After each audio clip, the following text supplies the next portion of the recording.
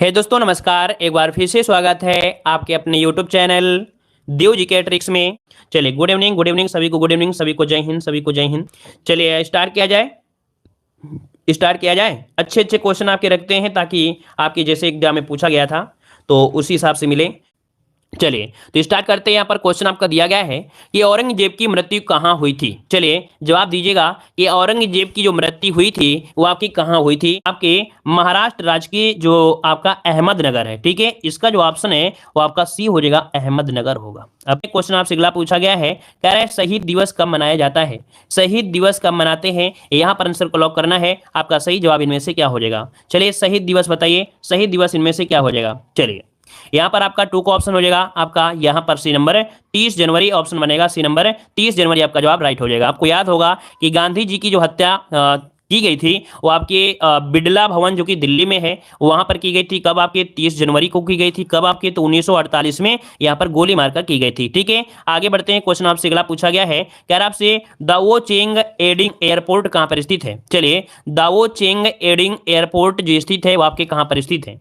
ये जो आपका एयरपोर्ट है आपके कहां पर है, याद रखिए ये लगभग देखा समुद्र तल से 4410 मीटर की ऊंचाई पर स्थित है। ये आपका पड़ता है कहां पर, आपके चीन में है। याद रखिए ऑप्शन हो जाएगा इसका सी नंबर, आपके चीन के सिउचान में आपका स्थित है। याद रखिए ऑप्शन बनेगा आपका सी नंबर। आगे बढ़ते हैं। क्वेश्चन आपसे अगला पूछा गया है, भोपाल गैस त्रासदी किससे संबंधित है। भोपाल गैस त्रासदी जो संबंधित है वो आपकी किससे संबंधित है। यहां पर क्वेश्चन में बहुत बार एग्जाम में पूछा गया है। तो देखिए आपको याद होगा 3 दिसंबर रात को, है ना। यहां पर 3 दिसंबर की रात जो कि 1984 में, मतलब ऑप्शन जो आपका हो जाएगा यहां पर ऑप्शन सी हो जाएगा, मिसाइल आइसोसाइनाइड अर्थात MIC जिसे बोलते हैं कि आपके 3 दिसंबर 1984 को भोपाल शहर की यूनियन कार्बाइड नामक जो कंपनी थी, कौन, यूनियन कार्बाइड नामक औद्योगिक कंपनी है, उससे दुर्घटना आपकी हुई थी, ठीक है। तो ऑप्शन क्या हो जाएगा, यहां पर आपका सी हो जाएगा। आगे बढ़ते हैं। क्वेश्चन आपसे अगला पूछा गया है, कह रहा है ग्रीन हाउस गैसों की अवधारणा किसकी है। ग्रीन हाउस गैसों की अवधारणा किसकी है। याद रखिए इसका राइट आंसर क्या हो जाएगा। ये आपके फ्यूरियर, याद रखिए जोसेफ फ्यूरियर। इसके पहले भी हमने आपको पढ़ाया इस क्वेश्चन को कि ग्रीन हाउस गैसों की जो अवधारणा है वो किसकी है, तो आपकी जोसेफ फ्यूरियर की है, ठीक है, जोसेफ फ्यूरियर की है।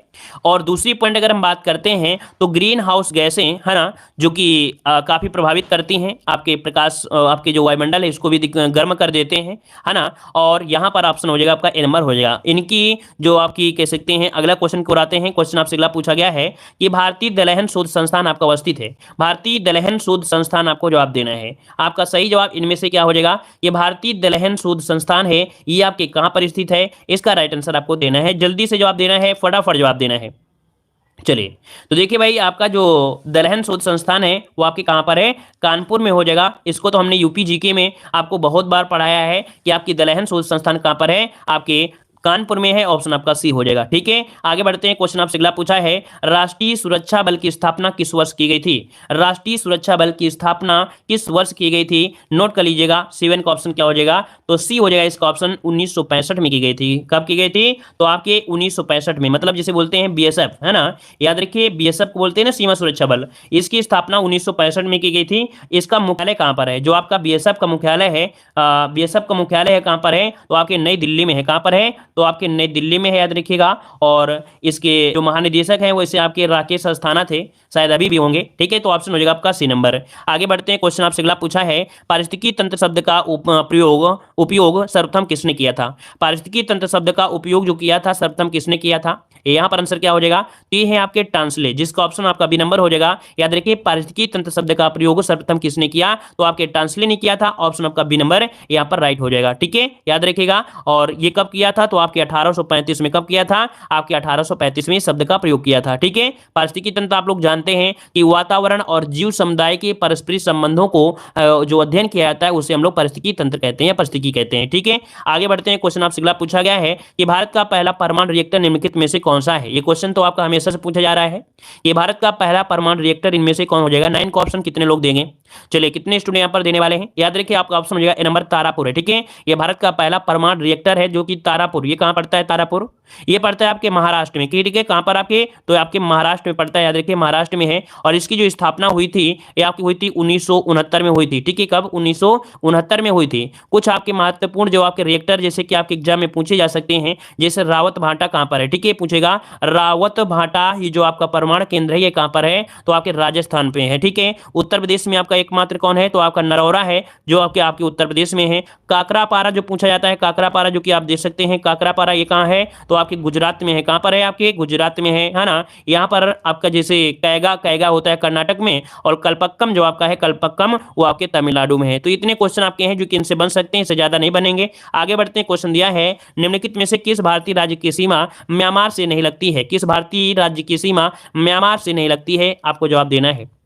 देखिए, म्यांमार के साथ आपके अरुणाचल प्रदेश की सीमा लगती है, नागालैंड की भी लगती है, मिजोरम की लगती है, लेकिन त्रिपुरा आप देखते हैं कि ये बांग्लादेश के लगभग आपके पास में है, तो इसकी सीमा तो आने लग सकती है। याद रखिए, आपका जवाब हो जाएगा, आपका सी नंबर हो जाएगा। एक क्वेश्चन ये भी पूछ लेता है कि म्यांमार की जो सीमा लगती है वो कुल कितने भारतीय आपके हैं, तो उनमें से देखिए आपके भारतीय राज्यों में अरुणाचल प्रदेश हो गया, नागालैंड हो गया, मणिपुर और आपका मिजोरम। कौन कौन, तो आपके याद रखिए आपका अरुणाचल प्रदेश, नागालैंड, मणिपुर और मिजोरम से लगती है। तो इस कारण से आपके याद रखिए 4 राज्यों से लगती है। ठीक है, आगे बढ़ते हैं, क्वेश्चन आपसे अगला पूछा गया है, कह रहा है गार्डविन ऑस्टिन पर्वत शिखर किस पर्वत श्रेणी में है। गार्डविन ऑस्टिन का नाम आप लोगों ने बचपन में ही सुना होगा, जब आप लोगों को हाई स्कूल या आप 7-8 में थे, या तब भी आपको ये पढ़ाया गया होगा, है ना। तो ये जो गार्डविन ऑस्टिन है, ये पर्वत शिखर है जिसे केटू बोलते हैं, ये आपकी किस में है, तो काराकोरम श्रेणी में है। किस में भाई, तो आपके ट्रांस हिमालय आपने सुना होगा, ट्रांस हिमालय, याद रखिए ट्रांस हिमालय की सबसे ऊंची चोटी है आपकी गार्डविन ऑस्टिन है। ये वर्तमान में देखा जाए पाक अधिकृत कश्मीर के अंतर्गत आपकी है। काराकोरम श्रेणी में स्थित आपकी जो इसकी ऊंचाई है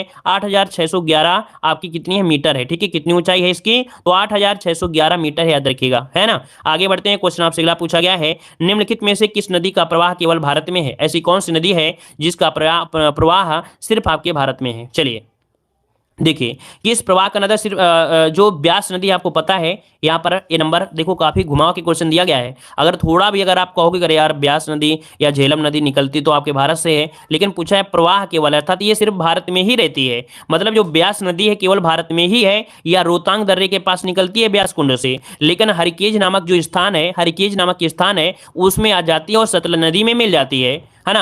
जबकि हरिकेज बैराज का जो निर्माण किया गया है ना, यहाँ पर क्या किया गया है, जहाँ पर आपकी जो ब्यास नदी है मिलती है आपके सतलज नदी में, तो उस जगह का नाम है हरिकेज बैराज, और यहीं से हरिकेज बैराज का निर्माण किया गया है, और यहीं से भारत की सबसे लंबी नहर निकली है, इंदिरा गांधी नहर निकली है। ठीक है ना, तो इतने क्वेश्चन आपके यहाँ से बनते हैं, याद रखिए ऑप्शन बन जाएगा ए नंबर। आगे बढ़ते हैं, क्वेश्चन दिया है तवा किस नदी की सहायक नदी है, तवा किस नदी की सहायक नदी है, आपको जवाब देना है। चलिए ऑप्शन देना है, आपका 13 का ऑप्शन क्या हो जाएगा। चलिए, ये तवा है आपके नर्मदा नदी की, ऑप्शन बनेगा सी नंबर। याद रखिएगा कि नर्मदा नदी की आपकी नदियां हैं, और नर्मदा नदी की देखा जाए तो कुल आपकी लंबाई 1312 किलोमीटर लगभग आपकी है। मध्य प्रदेश राज्य के कह सकते हैं इसका योगदान जो है आपका ज़्यादा है नर्मदा नदी, इसलिए आपको पता है कि मध्य प्रदेश की जीवन रेखा कहा जाता है। जो नर्मदा नदी है इसे एमपी की जीवन रेखा कहा जाता है, याद रखिएगा। ठीक है ना, ये निकलती कहाँ से है, तो मैकाल पर्वत के अमरकंटक शिखर से निकलती है, और आपकी खंबात की खाड़ी में जाकर गिर जाती है आपकी नर्मदा नदी, और पश्चिम को बहने वाली सबसे लंबी नदी भी आपकी है, ये भी आपको पॉइंट पता होना चाहिए। ठीक है, आगे बढ़ते हैं, क्वेश्चन आपसे अगला पूछा गया है, कह रहा है उत्तर पूर्वी मानसून से सबसे अधिक वर्षा किस राज्य में होती है। अब आप बताइए, उत्तर पूर्वी मानसून अगर आ गया, देखो यहाँ पर उत्तर पूर्वी मानसून जानते हैं जो कि आपका अरब सागर से जो आपका मानसून आता है, तो भाई अरब सागर के हिसाब से जो मानसून आएगा उससे सबसे ज्यादा बारिश होती है आपके तमिलनाडु में होती है। किससे, तमिलनाडु में, अर्थात इस वाले तट से होता है। कभी कभी आपने सुना होगा कि जो आपका लौटता हुआ मानसून होता है वो कहां पर होता है, तो भी आपके तमिलनाडु और आंध्र प्रदेश में वर्षा करता है, जिनमें से सबसे ज्यादा आपके कहां पर, आपके तमिलनाडु में क्या होती है, वर्षा होती है, याद रखिएगा, है ना। याद रखिए, लौटते मानसूनी पवनों के द्वारा ही बंगाल की खाड़ी में जलवाष्प क्या होता है, ग्रहण करते हैं, और जलवाष्प ग्रहण करने के बाद तमिलनाडु की जो तटीय क्षेत्र है वहां पर वर्षा खूब करा देते हैं। ठीक है, याद हो गया। आगे बढ़ते हैं, क्वेश्चन आपसे दिया गया है, कह रहे हैं मेटूर परियोजना किस नदी पर है, मेटूर परियोजना किस नदी पर है, यहां पर आंसर देना है। एक स्टूडेंट यहां पर पूछ भी रहा था मेटूर बांध, है ना, तो देखिए मेटूर के बारे में आप देख लीजिए, मेटूर परियोजना किस नदी पर है, तो आपका आंसर क्या हो जाएगा, सी नंबर। यहाँ पर सी नंबर हो जाएगा, कावेरी नदी पर है। किसमें है, कावेरी नदी में है। और याद रखिए मेटूर परियोजना है किस राज्य में, तो तमिलनाडु में है। ठीक है, ये जो आपकी परियोजना है आपके तमिलनाडु में है, ये पॉइंट नोट करिए क्योंकि एग्जाम में काफी जगह पूछा गया था, तभी स्टूडेंट पूछ रहा था। तो तमिलनाडु में कावेरी नदी पर स्थित है। कावेरी नदी की लंबाई देखा जाए तो लगभग आपकी 800 किलोमीटर की दूरी है, जो कि यहाँ पर कर्नाटक तमिलनाडु में बहती भी आपकी है, ठीक है। और ये कहाँ से निकलती है, तो पश्चिमी घाट के जो ब्रह्मगिरी पहाड़ी है उसी से निकलती है, ठीक है। और आगे बढ़ते हैं, क्वेश्चन आपसे अगला पूछा गया है, यहाँ पर भारत में मिश्रित अर्थव्यवस्था का क्या अर्थ होता है। भाई मिश्रित अर्थव्यवस्था तो हम लोग पढ़ते हैं और हमेशा एग्जाम में पूछा भी जाता है। तो मिश्रित अर्थव्यवस्था मतलब ये होता है कि ऐसी अर्थव्यवस्था या राष्ट्रीय अर्थव्यवस्था में जब सार्वजनिक क्षेत्र के साथ साथ निजी क्षेत्र का भी विद्यमान होता है उसे हम लोग बोलते हैं मिश्रित अर्थव्यवस्था। मतलब ऑप्शन जो आपका है ये ए नंबर ही आपका हो जाएगा। याद रखिए राष्ट्रीय अर्थव्यवस्था, इसको ऑप्शन को ये करना है कि राष्ट्रीय अर्थव्यवस्था में सार्वजनिक क्षेत्र के साथ साथ निजी क्षेत्र जब विद्यमान होता है उसे मिश्रित अर्थव्यवस्था कहते हैं। तो ऑप्शन क्या हो जाएगा, ए नंबर आपका राइट हो जाएगा, ठीक है। चलिए आगे बढ़ते हैं, क्वेश्चन आपसे अगला पूछा गया है। यहाँ पर क्वेश्चन आ गया है, कह रहा है आपसे क्वेश्चन, भारत में राष्ट्रीय आय की गणना कौन करता है। देखिए ये क्वेश्चन आपका पूछा गया था पिछली बार को भी और काफी अच्छा क्वेश्चन आपका दिया है। भारत में राष्ट्रीय आय की जो गणना करता है वो आपका कौन करता है। तो देखिए आपका सही जवाब क्या हो जाएगा, चलिए 17 का ऑप्शन हो जाएगा केंद्रीय सांख्यिकी संगठन। क्या हो जाएगा, केंद्रीय सांख्यिकी संगठन अर्थात सीएसओ के द्वारा आपकी की जाती है, ठीक है ना, याद रहेगा। तो ऑप्शन बनेगा यहाँ पर आपका डी नंबर हो जाएगा, ठीक है। अच्छा एक पॉइंट आपके करंट अफेयर से क्वेश्चन पूछा जाता है कि यहां पर जो आपका एक कार्यालय था, आपका कौन सा एक कार्यालय था, राष्ट्रीय परिदृश्य सर्वेक्षण कार्यालय NSSO, है ना, NSSO, और जो केंद्रीय सांख्यिकी संगठन है CSO, ठीक है, CSO को अब क्या कर दिया गया, विलय कर दिया है। अर्थात जो दोनों संगठन है इनको विलय कर दिया गया है और इन दोनों संगठन का आपको मिलाय करके अब नाम हो गया है NSO कर दिया गया। क्या, NSO हो गया है। अब याद रखिए कि ये जो राष्ट्रीय गणना करते हैं इनमें से जो आपका कौन है, आपका NSSO और आपका CSO, इन दोनों को मिलाकर एक में कर दिया है। अब नई संस्था आपकी हो गई है NSO हो गया है। ये करंट अफेयर से रिलेटेड आपका क्वेश्चन है, इसे आप लोग नोट कर लीजिएगा, ठीक है। चलिए आगे बढ़ते हैं, क्वेश्चन आपसे अगला पूछा गया है, कह रहे हैं निम्नलिखित में से कौन सा कथन आपका सत्य दिया गया है। कौन सा कथन आपका सत्य दिया गया है, तो चलिए यहाँ पर देखिए आपके पास दो ही ऑप्शन आपको मिलेंगे। इन दो ही ऑप्शन में आपको सही करना है। पहला पॉइंट देखो, इसमें से जो दिया गया है वो आपको दिया गया है ऑप्शन में कि केवल एक, केवल दो, एक व दो, दोनों या इनमें से कोई नहीं, ऐसा ऑप्शन मिलेगा। तो पहला पॉइंट दिया गया है कि आर्थिक समृद्धि व्यवस्था में नकारात्मक परिवर्तनों को प्रदर्शित करती है। देखिए आर्थिक समृद्धि व्यवस्था में मात्रात्मक परिवर्तनों को व्यक्त करती है, पहला पॉइंट सही है। फिर आर्थिक विकास अर्थव्यवस्था में मात्रात्मक परिवर्तनों के साथ साथ गुणात्मक परिवर्तनों को भी प्रदर्शित करती है। मतलब यहाँ पर जो ऑप्शन है वो आपका यहाँ पर क्या हो जाएगा, एक और दो दोनों यहाँ पर सही दिए गए हैं। मतलब ऑप्शन जो आपका बन जाएगा वो आपका सी नंबर इसमें से राइट हो जाएगा, ठीक है। अगर एक साथ पढ़ना चाहते हैं तो आप पढ़ सकते हैं कि आर्थिक समृद्धि अर्थव्यवस्था में केवल मात्रात्मक परिवर्तनों को प्रदर्शित करती है, आर्थिक विकास अर्थव्यवस्था में मात्रात्मक परिवर्तनों के साथ साथ गुणात्मक परिवर्तनों में भी क्या प्रदर्शित करते हैं, जो कि आपकी थ्योरी थी उसको मिलाकर हमने पढ़ दिया। अगला क्वेश्चन है कि वैश्विक वित्तीय स्थिरता रिपोर्ट जारी करता है। चलिए यहां पर जवाब देना है, आपका सही जवाब इनमें से क्या हो जाएगा, वैश्विक वित्तीय स्थिरता रिपोर्ट जो जारी करता है ये कौन जारी करता है। देखिए 19 का ऑप्शन, तो 19 का ऑप्शन यहां पर हो जाएगा ये अंतर्राष्ट्रीय मुद्रा कोष है। अंतर्राष्ट्रीय मुद्रा कोष ये वैश्विक वित्तीय स्थिरता रिपोर्ट जारी करता है, याद रखिएगा। और यहां पर कह सकते हैं कि वैश्विक वित्तीय स्थिरता रिपोर्ट एक अंतर्राष्ट्रीय मुद्रा कोष जारी करता है। अंतर्राष्ट्रीय मुद्रा कोष की स्थापना पूछे तो आपके 1944 में अंतर्राष्ट्रीय कोष की स्थापना अर्थात IMF की स्थापना जो हुई थी वो आपके 1900 कब, तो आपके 44 में की गई थी, ठीक है। और यहाँ पर आगे बढ़ते हैं, और इसका मुख्यालय कहाँ पर है, IMF का मुख्यालय कहाँ पर है, तो आपके DC अर्थात आपके वाशिंगटन DC में है, ठीक है। आगे बढ़ते हैं, क्वेश्चन आपसे अगला पूछा है कृष्ण क्रांति किससे संबंधित है।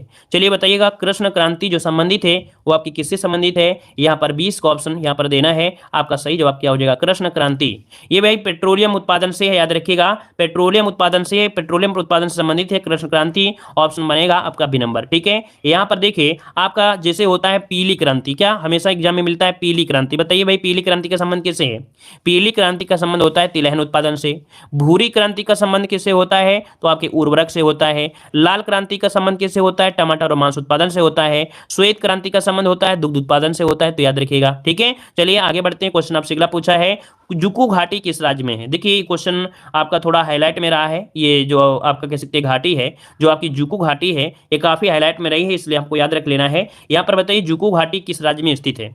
यहाँ पर जवाब देना है जुकू घाटी ये किस राज्य में है, आपको जवाब देना है। देखिए डेली का डेली क्लास लेंगे तो हमें पता है कि आप लोग अच्छे तरीके से यहाँ पर इसका रिजल्ट ले पाएंगे और अच्छी तरीके से यहाँ पर अपना ये तैयारी कर सकते हैं। जुकू घाटी याद रखिए आपकी नागालैंड में है, याद रखिए ऑप्शन हो जाएगा सी नंबर। जुकू घाटी किस राज्य में है, तो आपके नागालैंड में है, याद रखिएगा जुकू घाटी नागालैंड में है। और यह घाटी जून और सितंबर माह में जंगली फूलों से ढकी रहती है। कब, तो याद रखिए आपकी कब, तो आपका जो जून है और आपका सितंबर, ये आपके हैं जहां पर ये फूल यहाँ पर बहुत होते हैं, इसलिए पूरी जो घाटी है वो आपकी किससे, तो आपकी कह सकते हैं फूलों से ढकी रहती है, ठीक है, जुकू घाटी। आगे बढ़ते हैं, क्वेश्चन आपसे अगला पूछा गया है, कह रहा है आपसे तापी पाका तेल परिशोधनशाला किस राज्य में है। यहाँ पर बताइए, ताती पाका तेल परिशोधनशाला, ताती पाका तेल परिशोधनशाला किस राज्य में है।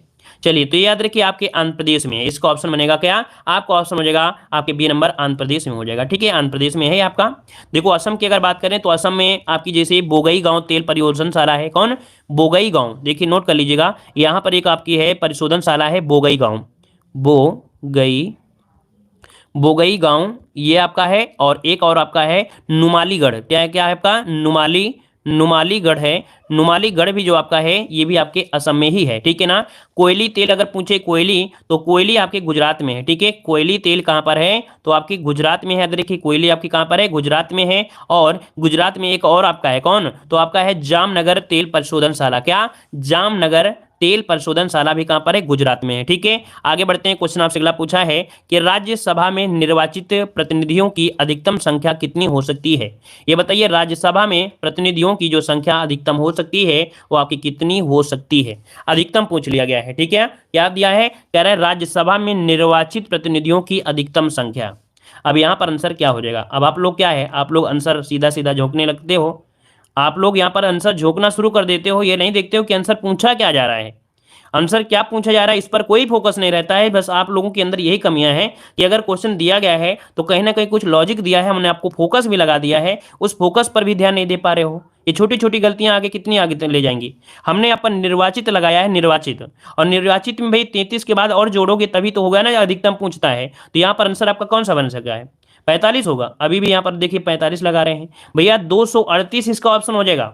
याद रखिए, अगर क्वेश्चन ये पूछ लेता कि राज्यसभा में अधिकतम संख्या कितनी है, तब आप 250 बताते, जिसमें से 238 जो आपके हैं, 38 ये आपके क्या होते हैं, निर्वाचित होते हैं, 12 जो होते हैं वो आपके मनोनीत होते हैं। अगर वर्तमान में पूछे, वर्तमान में राज्यसभा में कुल सदस्य 245, जिसमें 233 निर्वाचित हैं, 12 होते हैं मनोनीत होते हैं। तो इतना छोटा छोटा क्वेश्चन को कोई भी स्टूडेंट यहाँ पर सही नहीं कर पा रहा है। तो भाई इतनी छोटी सी बात को अगर गलती करोगे तो फिर आगे क्या होगा, अधिकतम पूछ लिया तो 238 हो जाएगा, अगर अधिकतम ना लगाया होता तो आप लोग 233 दे सकते थे, ठीक है। चलिए आगे बढ़ते हैं, क्वेश्चन आपसे अगला पूछा गया है, कह रहा है यदि कोई विधायक लोकसभा की चुनाव जीतता है, देखिए यदि कोई विधायक लोकसभा के चुनाव जीतता है तो कितने दिन के अंदर की अवधि में उसे अपनी विधानसभा की सीट रिक्त करनी होगी, अन्यथा उसकी लोकसभा की सीट ही क्या हो जाएगी, समाप्त हो जाएगी। अगर कोई भी चुनाव, अगर कोई भी विधायक है लोकसभा के चुनाव जीतता है तो कितने दिन के अंदर अवधि में उसने अपनी विधानसभा की सीट रिक्त करनी होगी। यहां पर देखिए आपका जवाब क्या हो जाएगा, चलिए इसे हम आपको बता देंगे अच्छी तरीके से। यहां पर आंसर जो आपका है सी नंबर 14 दिन हो जाएगा। यदि कोई विधायक लोकसभा के चुनाव में जीतता है, क्या लोकसभा के चुनाव में जीतता है, तो उसे 14 दिन की अवधि के अंदर अपनी विधानसभा की सीट रिक्त करनी होगी। भाई ये बताइए, लोकसभा विधानसभा दिमाग में आ रहा है कि नहीं आ रहा है। यहां पर लोकसभा जो आपकी है ये आपके उच्च कह सकते हैं किसमें, केंद्र में है, विधानसभा आपकी राज्य में होती है। तो कह रहा है कि यदि कोई विधायक लोकसभा के चुनाव जीतता है, अर्थात वो विधायक बन जाता है, तो उसे अपने जो कह सकते हैं वो सांसद बन जाता है ना। यहाँ पर जो लोकसभा का चुनाव जीतेगा उसे हम लोग क्या कहेंगे, सांसद कहेंगे कि नहीं कहेंगे, सांसद कहेंगे। अर्थात वो सांसद का चुनाव जीत गया है तो उसे विधायक छोटा होता है, तो विधायक का पद अपने कितने दिन में, तो आपके 14 दिन में समाप्त कर देगा। समझ में आ गया होगा इस पॉइंट को, ठीक है, या उल्टा बोल दिया हो कोई दिक्कत नहीं है, थ्योरी के हिसाब कर लीजिएगा। यदि कोई विधायक लोकसभा की चुनाव जीतता है तो अपने कितने दिन के अंदर में अपनी विधानसभा की सीट रिक्त कर देगा, आंसर हो जाएगा यहाँ पर आपका सी नंबर हो जाएगा, ठीक है, क्लियर हो गया। चलिए आगे बढ़ते हैं, क्वेश्चन आपसे अगला पूछा है, शायद नया क्वेश्चन आप लोगों के लिए था, तो काफी अच्छा क्वेश्चन आपका आया है, तो इसको नोट करिएगा, क्योंकि जब नया क्वेश्चन होता है तो उसको अच्छी तरीके से नोट किया करें, ठीक है। यहाँ पर क्वेश्चन दिया गया है, आपका दिया गया है क्वेश्चन कि लोकसभा के संदर्भ में कौन सा कथन सही नहीं है, कौन सा कथन सही नहीं है। तो चलिए देखते हैं, कह रहे सरकार के विरुद्ध अविश्वास प्रस्ताव लाने की शक्ति केवल लोकसभा को है, ठीक है। चलिए अगला है, अनुदान की मांग पर मतदान केवल लोकसभा में होता है, सही है। चलिए धन विधेयक पहले लोकसभा में प्रस्तुत होता है, मान लिया, ठीक है, ये भी आपका है। अब यहाँ पर देखो डी दिया है, लोकसभा की अधिकतम संख्या क्या है, यहाँ पर 555 होती है क्या, 555 होती है क्या, नहीं होती है, नहीं होती है ना, तो आपका जवाब क्या हो जाएगा, यहां पर आपको हो जाएगा आपका डी नंबर आपका राइट हो जाएगा। अब इसमें से देखिएगा कि यहां पर जो आपका लोकसभा की अधिकतम संख्या होती है वो आपकी 500 क्या होती है, 52 होती है, जिसमें 530 होते हैं राज्यों से होते हैं, 20 होते हैं संघ शासित प्रदेशों से होती हैं, 2 एंग्लो इंडियन होते हैं। वर्तमान में लोकसभा में 545 आपके सदस्य हो गए, 530 राज्यों से हो गए, 13 संघ शासित प्रदेश से और 2 हो गए एंग्लो इंडियन हो गए। ठीक है, चलिए आगे बढ़ते हैं। क्वेश्चन आपसे दिया गया है, यहां पर दिया है निम्नलिखित में से कौन संघ की कार्यपालिका में शामिल होता है। संघ की कार्यपालिका में जो शामिल होता है, कौन शामिल होता है, यहां पर जवाब देना है। चलिए, आप लोगों से ज्यादा टेंशन हमें भी होती है, कब होती है, जब एग्जाम में सॉल्व करवाते हैं प्रैक्टिस सेट, और जब क्वेश्चन मिल जाता है कि लोकसभा में कितनी सीटें, अधिकतम सीटें क्या होंगी क्या नहीं होंगी, तो जब हम पीटी पेपर नहीं हुआ था तो उससे ज़्यादा आप लोगों से ज़्यादा टेंशन हमको होती थी कि भाई इसको क्या सही करें क्या ना सही करें, किसी को कोई क्लियर होता ही नहीं था। लेकिन किस्मत से क्या हुआ, पेपर आपके पीटी एग्जाम में क्वेश्चन आ गया, और जब आ गया तो उसको 52 सही कर दिया गया। जब 52 सही कर दिया गया तो हमको क्या दिक्कत थी, हम तो भाई आयोग के हिसाब से चलेंगे ना, तुम्हारे हिसाब से थोड़े चलने वाले हैं कि नहीं तुम्हारे हिसाब से चलने लगेंगे, आयोग जो सही करेगा उसी को हम सही करेंगे, ठीक है ना, तो हम तो आयोग के हिसाब से चलते हैं। चलिए, तो देखिए संघ की कार्यपालिका में शामिल होती है, कौन कौन शामिल होती है, 26 का ऑप्शन दीजिएगा। देखिए यहाँ पर दिया राष्ट्रपति, उपराष्ट्रपति, प्रधानमंत्री, महान्यायवादी, नियंत्रक, मालिका परीक्षक। अब आप ही लोग बताइए कि इसका आंसर क्या हो सकता है। इसका आंसर यहाँ पर हो सकता है 1 2 3 4, मतलब आपका जवाब इनमें से क्या होगा, नियंत्रक मालिका परीक्षक होता है क्या, नियंत्रक मालिका परीक्षक क्या होता है, क्या नहीं होता है, याद रखिएगा। यहां पर कह सकते हैं जो संघ की कार्यपालिका है उसमें से जो आपके होते हैं वो आपके कौन होते हैं, तो यहां पर जो आंसर होगा सी नंबर आपका यहां पर हो सकता है। हाँ रुकिए, यहाँ पर 1 2 3 4, हाँ 1 2 3 4 आपके होंगे, मतलब राष्ट्रपति, उपराष्ट्रपति, प्रधानमंत्री और महान्यायवादी ये आपके हो जाएंगे। यहाँ पर आपके कह सकते हैं जो आपके कौन दिए हैं, ऑप्शन सी आपका राइट हो जाएगा। ठीक है, चलिए आगे बढ़ते हैं। क्वेश्चन आपसे अगला पूछा गया है, कह रहा आपसे यहाँ पर क्वेश्चन है कि राष्ट्रपति पर महाभियोग संसद की एक प्रक्रिया है, अर्थात राष्ट्रपति पर महाभियोग संसद की जो प्रक्रिया है वो आपकी कैसी प्रक्रिया है, तो ये न्यायिक प्रक्रिया है या अर्ध न्यायिक है, कैसी है। चलिए यहाँ पर आंसर क्या हो जाएगा, चलिए ये जो प्रक्रिया है आपकी अर्ध न्यायिक प्रक्रिया है, याद रखिएगा, इसको नोट कर लीजिएगा। इतने साधारण अगर क्वेश्चन होते तो आप लोग सॉल्व ना कर लेते, फिर हमको सॉल्व कराने की जरूरत ही क्या था, फिर हमको टाइप कराने की जरूरत ही क्या थी कि इस क्वेश्चन को हम टाइप ही करवा देते।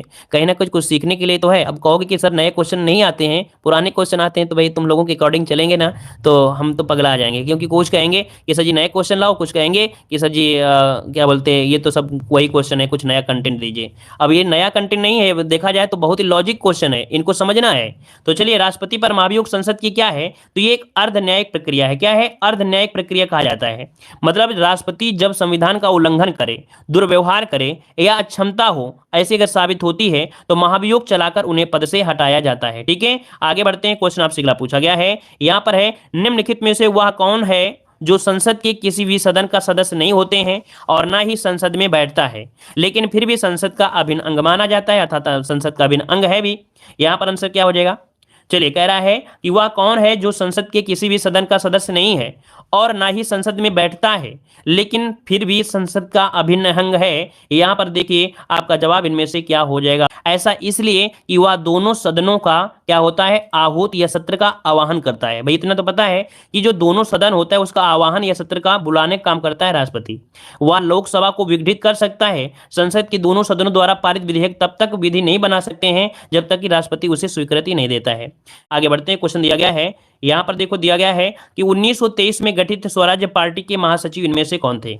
चलिए यहां पर जवाब देना है आपका, सही क्या हो जाएगा, 1923 में गठित स्वराज्य पार्टी के प्रथम महासचिव इनमें से क्या हो जाएगा।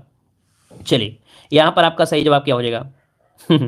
चलिए हम बुक के हिसाब से नहीं चलते, थोड़ा जब एक बुक में कुछ गलतियां भी होंगी तो उसको हम देखेंगे ना, एक बुक के हिसाब से नहीं काम चलेगा। हम 2-3 बुकों में जब अच्छे सर्च कर लेंगे तब उसका सही जवाब बताना पड़ेगा। ठीक है, आपने हिसाब से आपने बोल दिया, लेकिन हमको देखना पड़ता है कि हाँ सही है कि नहीं सही है। ठीक है, चलिए 1923 में गठित स्वराज्य पार्टी के प्रथम महासचिव आपके कौन थे, तो प्रथम महासचिव इनमें से कौन हो जाएंगे। आपका जवाब यहाँ पर 23 का ऑप्शन क्या बनेगा, तो चलिए भाई 23 की अगर हम बात करते हैं तो ऑप्शन हो जाएगा मोतीलाल नेहरू, ऑप्शन बन जाएगा ए नंबर।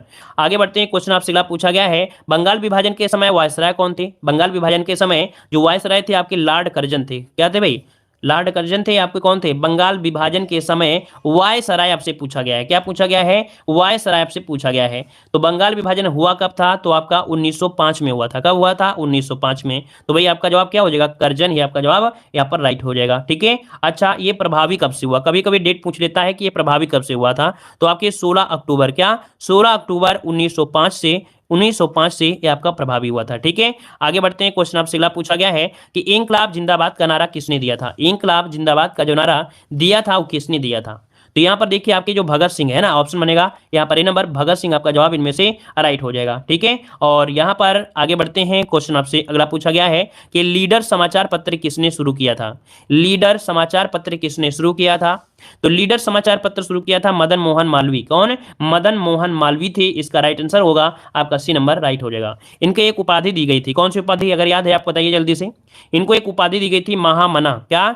महामना की उपाधि भी इन्हें दी गई थी, याद रखिएगा। ठीक है, और ये जो आपके काशी है ना, काशी हिंदू विश्वविद्यालय के क्या थे? प्रणेता भी थे, याद रखिएगा, है ना। कई बार हमने यूपी जीके में पढ़ाया है और इन्हें कई उपाधियां दी गई हैं। आगे बढ़ते क्वेश्चन दिया है कि पूना सार्वजनिक सभा की स्थापना कब हुई थी? पूना सार्वजनिक सभा की स्थापना कब हुई थी? चलिए 33 को ऑप्शन देना है, 33 नंबर में। तो 33 को ऑप्शन यहाँ पर दिया है पूना सार्वजनिक सभा दिया गया है, क्योंकि अगर 1932 दिया होता तो आप लोग 1932 पर जाते, लेकिन यहाँ पर दिया है पूना सार्वजनिक सभा दिया है। तो याद रखिए यहाँ पर जो आपका आंसर हो जाएगा डी हो जाएगा 1867। क्या हो जाएगा? 1867 में आपकी स्थापना की गई थी, जो कि एमजी रनाडे और साथ में आपके और भी थे, वीजी जोशी थे। तो यहाँ पर आंसर क्या हो जाएगा? आपका डी हो जाएगा। आगे बढ़ते हैं। क्वेश्चन दिया गया है कि वर्ष 1928 में कांग्रेसी नेताओं की एक समिति ने भारत के लिए एक संविधान का मसौदा तैयार किया। इस समिति की जो अध्यक्षता किया था वो किसने किया था? तो बताइए 1928 में जो आपके थे समिति तैयार किया और एक संविधान का मसौदा तैयार किया, इस समिति की अध्यक्षता जो किया था वो किसने? ये है आपके मोतीलाल नेहरू। याद रखिए इसका ऑप्शन हो जाएगा आपका सी नंबर मोतीलाल नेहरू, आपका जवाब राइट हो जाएगा। इसके लिए 8 सदस्यीय टीम आपकी तैयार की गई थी। ठीक है, मतलब 8 सदस्यीय समिति की नियुक्ति की गई थी और इस समिति ने अगस्त 1928 में प्रस्तावित संविधान का प्रारूप प्रस्तुत किया और इस प्रारूप को नेहरू रिपोर्ट भी कहा जाता है, अर्थात इस रिपोर्ट को नेहरू रिपोर्ट के नाम से भी जानते हैं। ऑप्शन हो जाएगा सी नंबर। आगे बढ़ते हैं। क्वेश्चन दिया है कि निम्नलिखित में से किसने 1904 में क्रांतिकारियों की एक गुप्त संस्था अभिनव भारत स्थापित किया? तो अभिनव भारत संस्था जो स्थापित किया वो किसने किया? यहाँ पर आंसर क्या हो जाएगा? अभिनव भारत यहाँ पर वीडी सावरकर है ना, वीडी सावरकर ने किया था। यहाँ पर इसे जो अभिनव भारत संस्था है इसका एक नाम और भी था, क्या? अभिनव भारत समिति, है ना। यंग इंडिया सोसाइटी, क्या? यंग इंडिया सोसाइटी, जो की स्थापना 1904 में की गई थी। विनायक दामोदर सावरकर भी थे और उनके भाई भी थे, गणेश दामोदर सावरकर थे। ठीक है, आगे बढ़ते हैं। क्वेश्चन आपसे अगला पूछा गया है कि सिंधु घाटी सभ्यता के टेराकोट मोहरों पर कौन सी कलाकृति नहीं मिलती है? तो सिंधु घाटी सभ्यता के टेराकोट मोहरों पर कौन सी कलाकृति नहीं मिलती है? देखिए भाई, यहाँ पर आपको मिल जाएगा हाथी, गैंडा, बाघ, है ना। हाथी, गैंडा, बाघ मिल जाएंगे, लेकिन ये गाय जो आपकी है सिंधु घाटी सभ्यता में आपकी नहीं थी। मतलब गाय का महत्व वैदिक काल से हुआ है। ठीक है, गाय का जो महत्व आया है ये वैदिक काल से आया था। तो ऑप्शन क्या हो जाएगा? यहाँ पर आंसर बन जाएगा आपका ए नंबर राइट हो जाएगा। ठीक है, क्लियर है। चलिए आगे बढ़ते हैं। क्वेश्चन आपसे अगला पूछा गया है, कह रहा आपसे यहाँ पर कि बौद्ध धर्म एवं जैन धर्म में से किस विषय पर समानता नहीं है? बौद्ध धर्म और जैन धर्म में किस विषय पर समानता आपकी नहीं है? यहां पर आंसर आपको लॉक करना है। ठीक है, चलिए यहां पर देखिए आपका आंसर इनमें से क्या हो जाएगा, क्या समानता नहीं है आपसे पूछा गया है। चलिए, तो यहां पर कर्म है, मोक्ष है, पुनर्जन्म भी दिया गया है, लेकिन यहां पर जो आपकी आत्मा है, क्या भाई, जो आपकी आत्मा है, मतलब ऑप्शन जो आपका हो जाएगा ये आपका ऑप्शन हो जाएगा आपका ए नंबर आत्मा। मतलब बौद्ध धर्म और जैन धर्म के किस विषय में समानता नहीं है ये पूछा गया है। ठीक है, तो देखिए बौद्ध और जैन धर्म में कर्म, मोक्ष, पुनर्जन्म के विषय में समानता है, आत्मा के विषय पर दोनों धर्मों में अंतर है। ठीक है, आत्मा के विषय में दोनों धर्मों में क्या है, अंतर है। जैन धर्म आत्मा की विश्वास करते हैं जबकि बौद्ध धर्म नहीं करते हैं। ठीक है, याद रखिएगा क्या कि जो आपका जैन धर्म है, जैन धर्म है वो आपकी आत्मा में विश्वास करते हैं लेकिन बौद्ध धर्म नहीं करते हैं। ठीक है ना, क्योंकि यहाँ पर पूछा गया था, क्वेश्चन को समझिएगा आप लोग, पुनर्जन्म आपने ध्यान दिया है लेकिन पुनर्जन्म नहीं है। यहाँ पर देखो आत्मा में समानता पूछा गया कि समानता नहीं है। जैन धर्म आत्मा को मानता है लेकिन बौद्ध धर्म जो आपका है वो नहीं मानता है, ये मतलब हो गया। ठीक है, आगे बढ़ते हैं। क्वेश्चन आपसे अगला पूछा गया है कि मनुष्य ने सबसे पहले किस धातु का उपयोग औजार बनाने में किया था? तो भैया औजार बनाने में किया था किसका? पीतल, तांबा, पीतल, कांसा, लोहा या तांबा? तो ऑप्शन हो जाएगा डी नंबर आपका तांबा हो जाएगा। ठीक है, तांबा का प्रयोग किया था, याद रखिएगा। लगभग दिखा जाए तो 5000 ईस्वी पूर्व में किया था, ईस्वी पूर्व में किया था, याद रखिए इस भी पूर्व में किया था। ठीक है, आगे बढ़ते हैं। क्वेश्चन आपसे अगला पूछा गया है, ऋग्वेद में हिरण्य शब्द का प्रयोग किस धातु के लिए हुआ है? ये बताइएगा कि ऋग्वेद में हिरण्य शब्द का प्रयोग हुआ है किस धातु के लिए हुआ है? याद रखिए जो आपका सोना है, क्या है भाई, सोने के लिए हिरण्य शब्द का प्रयोग हुआ है। सिंधु नदी के लिए हिरण्यवी शब्द का प्रयोग हुआ है। जो सिंधु नदी है तो सिंधु नदी को हिरण्यवी नदी, हिरण्यवी शब्द का भी प्रयोग किया गया है। किसके लिए? आपके सिंधु नदी के लिए, क्योंकि सिंधु नदी से क्या निकलता था? सोना निकलता था, इसलिए सिंधु नदी को कह सकते हैं हिरण्यई शब्द भी प्रयोग किया गया है। तो ये भी नया क्वेश्चन आपके लिए है, तो इसको नोट कर लीजिएगा। ठीक है, आगे बढ़ते हैं। क्वेश्चन दिया गया है, निम्नलिखित में से किसे जहांगीर ने इंग्लिश खां की उपाधि दी थी? इंग्लिश खां की उपाधि जो दिया था वो किसे दिया था? चलिए जवाब दीजिए। ये आपके कैप्टन हॉकिंस, मतलब ऑप्शन बनेगा बी नंबर, कैप्टन हॉकिंस। यहां पर आंसर बनेगा बी नंबर हो जाएगा। जहांगीर ने क्या किया था भाई? 400 का मनसब और इंग्लिश खां की उपाधि भी दे दिया था। ठीक है, ये किसका राजदूत था? जो आपका इंग्लिश खां था, है ना, ये किसका राजदूत था? तो आपका जेम्स प्रथम का क्या था? राजदूत बनकर आपका आया था। ठीक है, और यहां पर आगे बढ़ते हैं। क्वेश्चन आपसे दिया गया है, निम्नलिखित में से सही कथनों की पहचान करिएगा। चलिए, सही कथन इस प्रकार से आपको दिए गए हैं। अब देखिए कौन सा कथन आपका सही हो सकता है, कौन सा कथन आपका सही नहीं है। तो देखिए भाई, यहां पर आपका पहला पॉइंट आपसे दिया गया है कि गुप्त शासक चंद्रगुप्त द्वितीय ने हूणों को पराजित किया। तो भाई यहाँ पर जो गुप्त शासक चंद्रगुप्त द्वितीय हैं, है ना, इन्होंने शकों को पराजित किया था। किसे? आपके शकों को पराजित किया था, ना कि हूणों को। तो यहाँ पर शकों होना चाहिए, क्या? शकों को पराजित किया था। तो पहला पॉइंट तो यहाँ से भाई गलत नजर आ गया। अब यहाँ पर दिया गया है गुप्त शासक स्कंदगुप्त ने शकों को पराजित किया। अब इसका क्या हो जाएगा? इसने हूणों को पराजित किया था। अब यहाँ पर क्या होगा? मतलब ये एक दूसरे क्या है, विलोम कह सकते हैं, अर्थात यहाँ पर ये भी गलत है और ये भी गलत है। मतलब ऑप्शन जो आपके हो जाएंगे आपके डी नंबर, दोनों ही गलत आपके दिए गए थे। ठीक है, आगे बढ़ते हैं। क्वेश्चन आपसे पूछा गया है, कह रहा है भारतीय संविधान में संसद के दोनों सदनों की संयुक्त बैठक का प्रावधान किस देश के संविधान से लिया गया है? अब आप ही बताइए कि जो संसद के दोनों बैठक होते हैं, आर्टिकल नंबर 108 है, इसका जो प्रावधान लिया गया है वो कहां से लिया गया है? तो ये प्रावधान लिया गया है आपकी ऑस्ट्रेलिया से। ऑप्शन बनेगा आपका सी नंबर, ऑस्ट्रेलिया से लिया गया है, याद रखिएगा। ठीक है ना, क्लियर है? चलिए आगे बढ़ते हैं। क्वेश्चन आपसे अगला पूछा गया है, यहां पर दिया गया है, कह रहा है निकट दृष्टि दोष जिसे मायोपिया कहते हैं, इस दृष्टि दोष को दूर करने के लिए अवतल लेंस का प्रयोग किया जाता है, जिसकी क्षमता क्या होती है? इसकी क्षमता क्या होती है? आपने आंसर देख लिया है, नकल कर लिया है, लेकिन याद रखिए इसका आंसर हो जाएगा बी नंबर। इसकी जो क्षमता होती है ऋणात्मक होती है। क्या होती है इसकी क्षमता? आपकी ऋणात्मक होती है। अगर क्वेश्चन ये पूछे कि लेंस की क्षमता का जो मात्रक होता है क्या होता है, तो डायोप्टर होती है। क्या होती है? डायोप्टर होती है, याद रखिएगा। ठीक है, आगे बढ़ते हैं। क्वेश्चन आपसे अगला पूछा गया है, निम्नलिखित में से किस युक्ति का प्रयोग दिष्ट धारा अर्थात डीसी से एसी में किया जाता है? डीसी से एसी में किया जाता है, इनमें से कौन सा डिवाइस है? चलिए, आपका दिया है इन्वर्टर, ट्रांसफार्मर, कैपेसिटर और आपका दिष्टकारी। तो देखिए आपका जवाब इनमें से क्या हो जाएगा। बहुत स्टूडेंट ऐसे हैं जो इस प्रश्न का जवाब गलत दे सकते हैं, हमें पता है, क्योंकि यहाँ पर इस क्वेश्चन का जवाब कितना देंगे? ट्रांसफार्मर दे रहे हैं। अच्छा भैया बताइए, ट्रांसफार्मर जो आती है, मान लीजिए आपके यहाँ पर बिजली आती है, तो ट्रांसफार्मर से क्या एसी से डीसी होती है? बताइए भाई क्या हो जाएगा? चलिए, कह रहे हैं ट्रांसफार्मर होगा भाई, डीसी आती है, अर्थात आपकी डीसी आपके बन के आती है कि आपके पावर हाउस से, कि वो लोग बीच रास्ते से आप लोग तार फांस लीजिए डीसी में और इसके बाद ट्रांसफार्मर से कर दीजिए एसी में।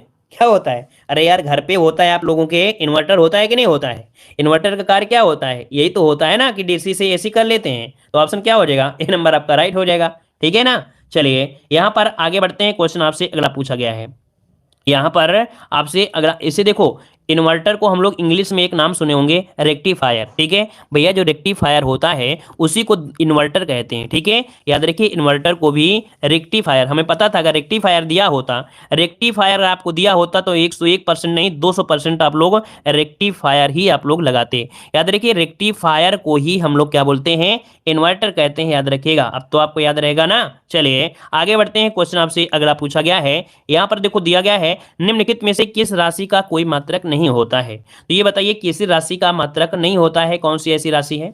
यहां पर बताइए प्रतिबल, अपेक्षिक घनत्व, बल या घनत्व, कौन सा होता है? देखिए जो आपका अपेक्षिक घनत्व होता है, क्या जो आपका अपेक्षिक घनत्व होता है, इसमें इसका कोई भी मात्रक नहीं होता, याद रखिएगा। ठीक है, और आगे बढ़ते हैं। क्वेश्चन आपसे अगला पूछा गया है, किसी उपग्रह की कक्षीय चाल किस पर निर्भर नहीं करती है? किसी उपग्रह की कक्षीय चाल किस पर निर्भर नहीं करती है? आपका आंसर क्या होगा? तो देखो पृथ्वी की त्रिज्या पर करेगी, पृथ्वी की ऊंचाई पर करेगी, गुरुत्व पर करेगी, लेकिन उसके द्रव्यमान पर निर्भर नहीं करेगी। तो ऑप्शन क्या हो जाएगा, ए नंबर आपका यहाँ पर राइट हो जाएगा। ठीक है, हाँ याद रखिए कि कृत्रिम उपग्रह की कच्छी चाल उसके द्रव्यमान पर निर्भर नहीं करेगी। आगे बढ़ते हैं, क्वेश्चन आपसे अगला पूछा गया है कि ट्रांसफार्मर एक प्रकार का उपकरण है। अब आप बताइए, जो कि ट्रांसफार्मर का नाम आ गया है, ट्रांसफार्मर का नाम आ गया है, अब आप बताइए ट्रांसफार्मर क्या करता है, क्या नहीं करता है, ट्रांसफार्मर का जो काम है वो आपका है क्या।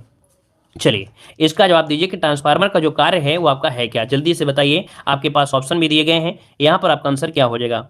देखिए यहाँ पर जो दिया गया है आपसे कि विद्युत पावर बढ़ाता है, विद्युत पावर बढ़ाता है, तो क्या ये ट्रांसफार्मर काम करता है क्या विद्युत पावर का, ये वोल्टेज को बढ़ाता है ना। क्या होता है ट्रांसफार्मर, ये वोल्टेज को बढ़ाता है, ठीक है, वोल्टेज को कम करता है, वोल्टेज को बढ़ाता है, वोल्टेज को कम करता है।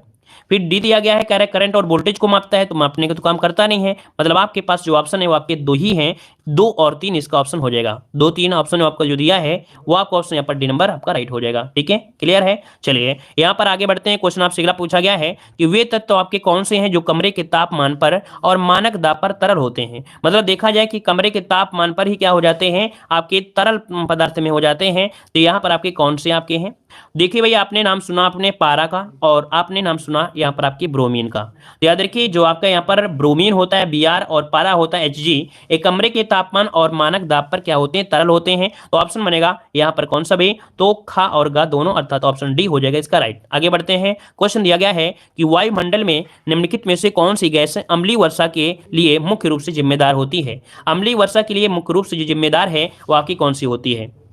चलिए तो भाई यहाँ पर देखो, जो आपके सल्फर के डाइऑक्साइड होते हैं, है ना, सल्फर के डाइऑक्साइड और आपके नाइट्रोजन के डाइऑक्साइड, ये जब मिलते हैं तो भैया यहाँ पर क्या होते हैं आपके, ये कह सकते हैं अम्लीय वर्षा आपकी बनाते हैं। ठीक है, तो ऑप्शन क्या हो जाएगा, यहाँ पर आपका हो जाएगा डी नंबर आपका राइट हो जाएगा। ठीक है ना। चलिए आगे बढ़ते हैं, क्वेश्चन आपसे अगला पूछा गया है, कह रहा है बुलेट प्रूफ सामग्री बनाने के लिए बुलेट प्रूफ सामग्री बनाने के लिए निम्न पॉलीमर में से किसका उपयोग किया जाता है। क्लियर है। चलिए सभी को जय हिंद, सभी को वंदे मातरम, धन्यवाद जुड़े रहने के लिए।